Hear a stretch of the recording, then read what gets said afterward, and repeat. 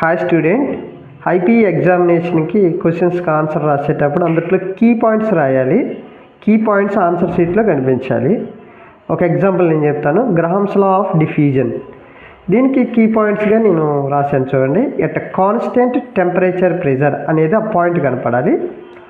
Are is proportional to 1/√d. R అంటే ఇక్కడ rate of diffusion of gas, D అంటే density of the gas.